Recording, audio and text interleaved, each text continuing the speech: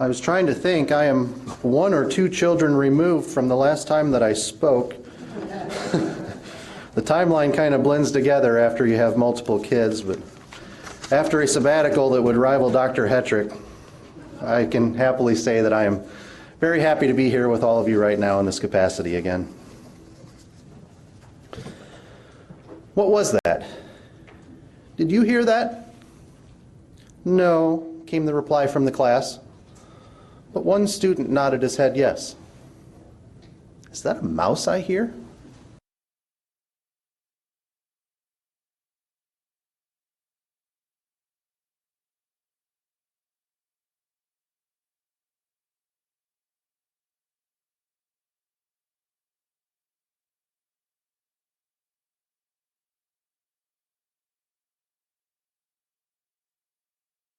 Desks one by one, screaming in terror.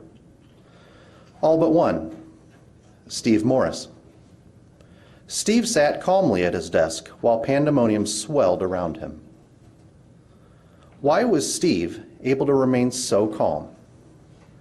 Well, he knew he wouldn't be bit by the mouse because he knew the mouse was nowhere near him. Mrs. Beneducci quieted her class. Steve Morris, do you know where the mouse is? Yes, came the calm and confident answer. Can you help me find him?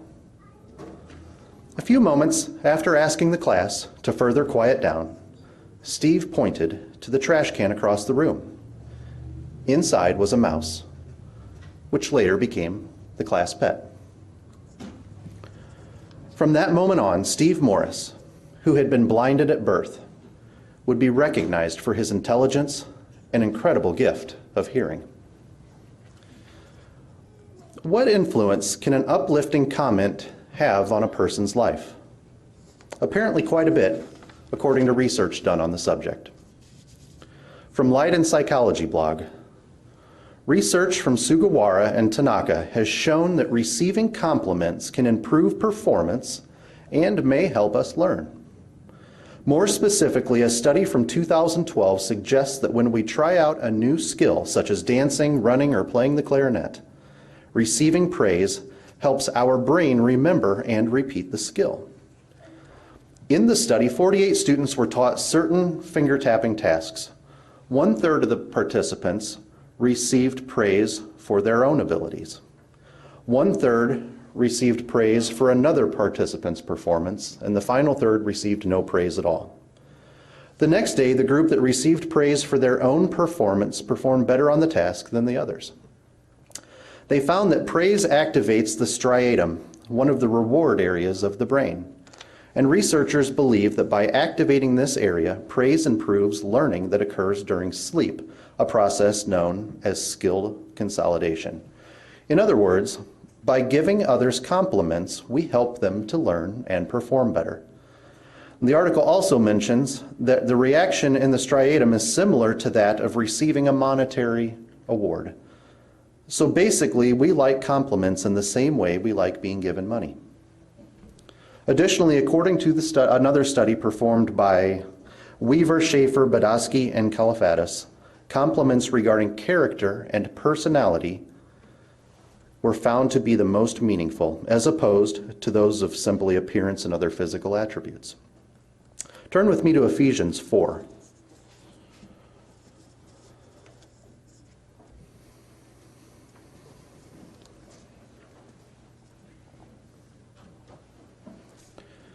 We're going to pick up just one verse, Ephesians 4, verse 29.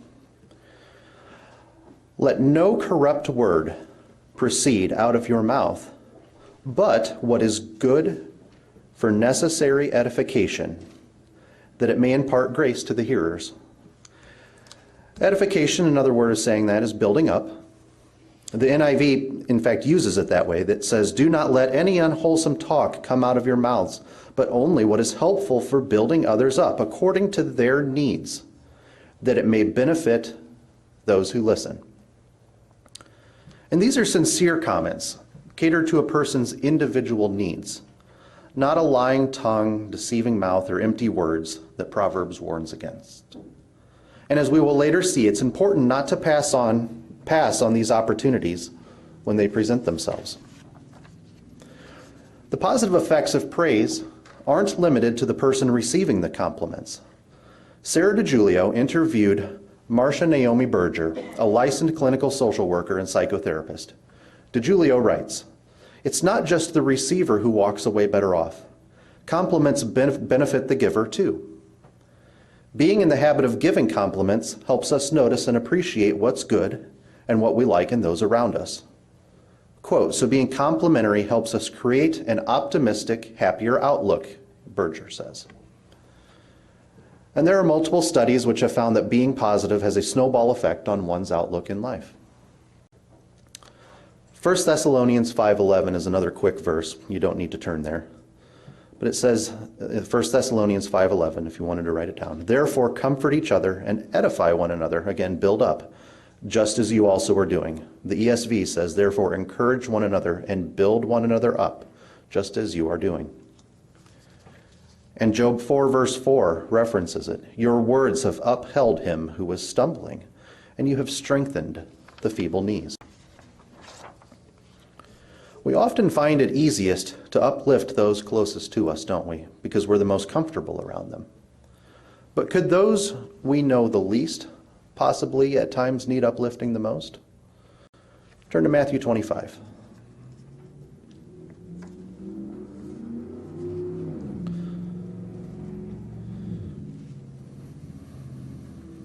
Matthew 25. We'll start in verse 36, another very well-known area here. Christ says, "I was naked and you clothed me.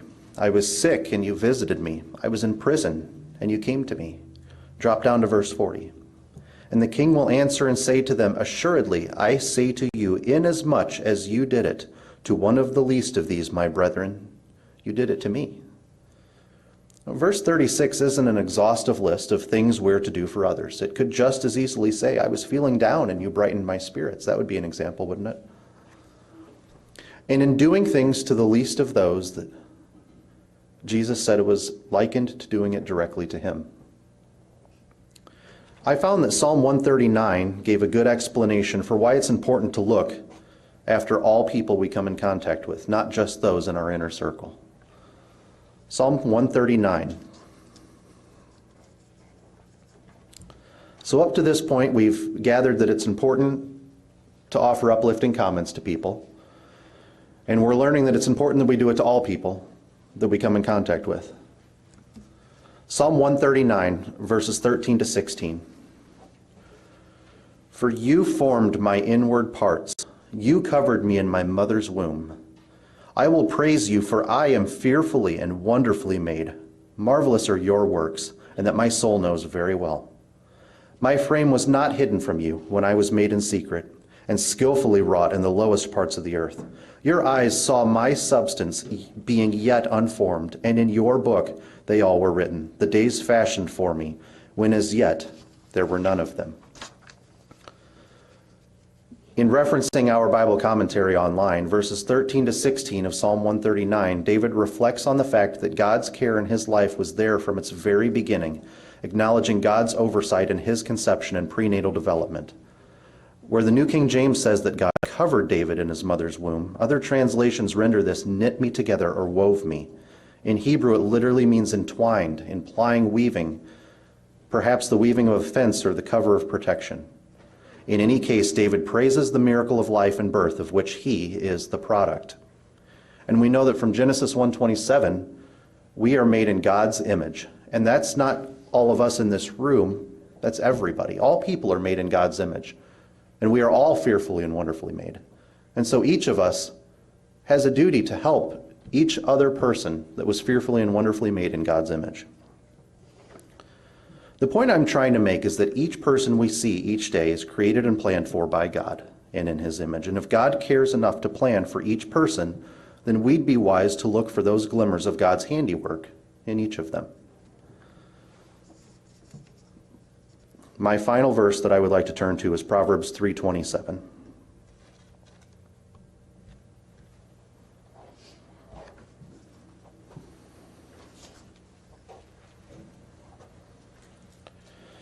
Proverbs 3:27. And think of this in light of offering uplifting comments and compliments to people in raising spirits. Do not withhold good from those to whom it is due, when it is in the power of your hand to do so. Do not say to your neighbor, "Go and come back, and tomorrow I will give it," when you have it with you. We have positive comments with us at all times, and the power lies within us to offer those comments to others. And as verse 28 says, don't put off to tomorrow to do what can be done today. In John 9, we see Jesus creating a paste by spitting in the dirt and using that paste to anoint the eyes of a blind man, restoring his sight. While we don't typically have the direct ability to restore sight to a blind man, in the same way Mrs. Beneducci couldn't cure her student of his vision loss, we do have the opportunity to restore hope and confidence to a weary mind. We have the ability to bring about self-worth in those around us. Steve Morris credits that day in his 5th grade classroom as a turning point in his life, a point in which he realized he could do great things. I'm going to close by reading directly from Marvin Beatty's essay entitled "The Difference a Teacher Can Make." While Mrs. Beneducci never fully confessed to planting the mouse to bring out the shy but bright Steve Morris, her smile and subsequent behavior ratted her out. In her heart, she knew Steve Morris would offer a great contribution to the world if only she could bring him out of his shy shell. For you see, Steve Morris was truly a gifted individual, and although blind from birth, he was not handicapped by being placed in an environment where others expected less of him due to his inability to see. Over the course of little Steve Morris's life, he almost single-handedly reinvented popular music. He became a highly acclaimed composer, musician, and producer in the music business. He later garnered 29 Grammys, 17 gold records, 4 gold albums, and 4 platinum records. In the 1960s, most people never suspected that little Steve Morris would eventually grow up to be known as Little Stevie Wonder.